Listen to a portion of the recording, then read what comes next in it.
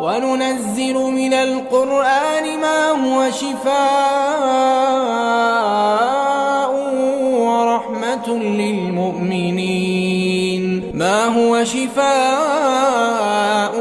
ورحمة للمؤمنين ولا يزيد الظالمين إلا خسارا.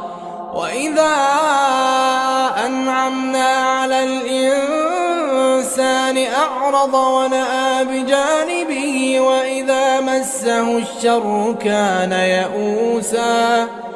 قل كل يعمل على شاكلته فربكم أعلم بمن هو أهدى سبيلا.